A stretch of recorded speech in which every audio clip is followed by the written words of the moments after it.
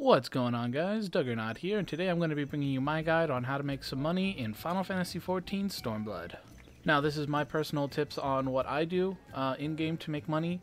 You guys may find this useful, you may not. Hopefully you'll find something in this video that'll help you out as you try to make gil on your own. So one of the first things I do when I log on is I will check my timers. They reset every day at 1 o'clock, and it is, one, a great source of leveling your crafters and your gatherers. Every day they'll allow you to turn in one. So what I like to do is I will check the market board and I'll see, what are the items are selling, and I will make 2 of that item. So right here we have the Zelkova spinning wheel. So we'll just go ahead, and as you can see, it's relatively simple to make. It only requires a few mats. So I'll check the market board and I'll just paste it in there real quick. And I can see that it is a recommended item and that there aren't that many being sold. So then what I'm going to do is I'm going to see, okay, so there's some fair prices, but the main thing I want to check is how often it is being sold. So you want to check the history of the item and see, okay, so they're selling on a pretty regular basis. So this is definitely going to be one item that I will make a duplicate of. Now, this isn't going to work for every single item through your daily log. There will be some items that just don't sell well at all. But, you just want to give a quick look on the market board, see if there's something worth noting. You can write it down, jot it down, make sure, be like, all right, this is what I'm going to make, this is what I'm not going to make. For example, here, the Imperial Jade Necklace of Aiming, it's not selling at all. The last date, it's been a few days since anyone's purchased them. They've dropped down on the market significantly. So, I look, check the mats. The mats are, more mats than I want to spend. I'm not going to waste my time with it. I'm only going to make one for my turn in. So now that you've made all your stuff for the week, now what you want to do is you want to look at the board. And depending on what classes you are, depending on what classes you have maxed out, or as a specialist, is where you can actually make some good money. So obviously every server is going to be a little bit different. Higher population servers could sell stuff really well. Lower population servers could sell well, but could take longer. I came from a high populated server. I came from Balmong, and everything would sell really fast sometimes, or some things wouldn't sell at all. One of the things I found out was stones. Stones sold really well. So one of the first things I did was I checked the stones on this server, and they go for really well. So what you're going to want to do is find the ones that have low quantity. So like right here, the Road Knight has very low quantity, and they sell pretty well. A lot better than the raw version is, and it sells fairly, it's been selling all day. So you're going to want to make some of those, get a good crafting rotation down. I'll actually leave a site that I use in the description. Hopefully they've updated it, but I was using it a lot in Heaven's Ward to make good macros for, the 35 durability, the 40 durability, to guarantee high quality. And remember, it doesn't have to just be the new content stuff as well. It can be old content materials as well, so that's what I'm checking. You check the gate, check the Tiger's Eye. It all sells really well. Just make sure you check the history on whatever server you're on. Make sure you check the history and see if it's selling well, because people will spend the extra money in order to save time. Maybe they don't want to go and farm it out themselves. Maybe they don't have the means to farm it out themselves, so they're just going to straight buy it. So obviously my recommendation is, if you are going to go with the stone route on your server, pick maybe 1 or 2. Find out what they're selling at. If they're on a timer, make sure you set a timer, and then make, maybe 5 or 10, and then put them up one at a time. And if they keep selling, then that's the one you want to go with.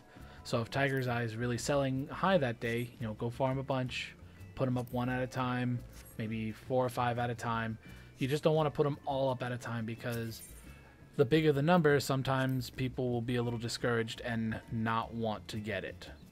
Another really good gil making tip is the Culinarian class. Food in this game is crucial, especially for end game raiders, mid-core raiders, or just crafters in general.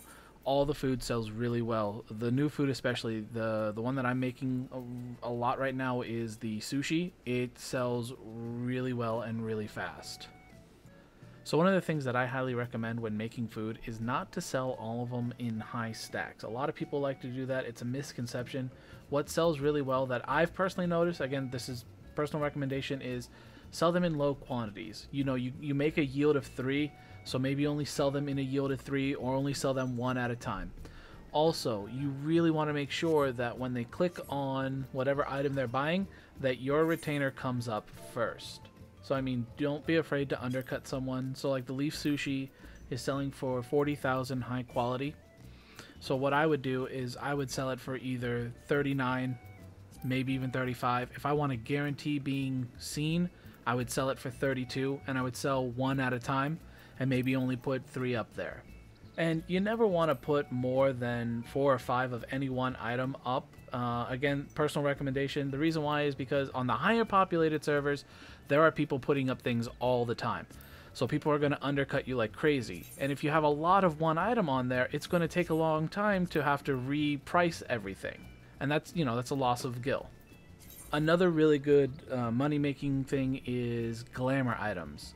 On higher populated servers that I've played on, people love to glamour. I mean, even on small population servers, you know, glamour is the real end game.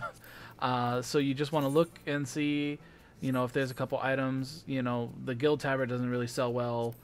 There were some chess pieces that sold well, so like the Urian coat, I was like, you know what, I can make 1 or 2 of those. They're very simple to make, and it was selling for, you know, 300k. Now, all of those could have been done with single crafters. Now, if you're looking to make some really big money really fast, if you're an omni crafter, if you have all of them maxed out, this is where you can really make some good money, because you don't have to try to buy match yourself or have someone wait for someone else to make you something. And with the release of Shinigami coming up right now, the money is in housing, making furniture, making walls, making the armory, making the orchestration player, making it all. It will sell highly.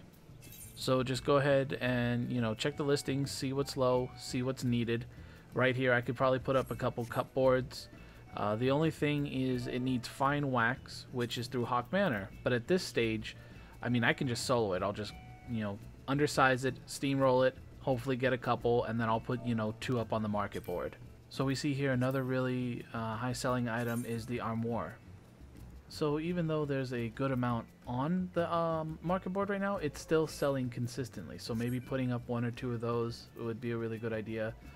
The items to get are pretty simple. A lot of them are through Grand Company or through farming means, so it can be, you know, very easy to get. And then if you have the time and if you have the patience, some of the newer items that even though it's a Heaven's Ward item, it's still fairly new, are the aquariums. Those sell really well. They're not too hard to make. It's just a lot of the materials are on timed nodes, and you will need, you know, minimum of 60 to make some of the higher end materials. Again, none of it has to be high quality, so if you could just crank out a couple of the ingots, if you can just get the lumber, just make it normally. You know, you don't have to try to worry about it. You don't have to try to, you know, get high quality. It can all just be regular quality. Another thing I recommend is leveling up your retainers. So besides having a retainer be a Disciple of War or Disciple of Magic class, they can also be Disciple of Hand. Now obviously they can't be higher than whatever job you are, so if you only have a level 50 botanist, they can only be a level 50 botanist.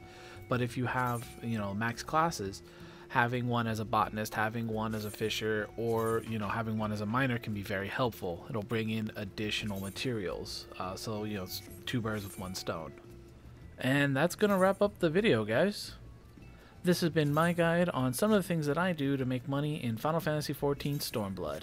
I hope you guys found this video useful. I hope that some of you will be able to take something from this video and incorporate it into your daily gameplay.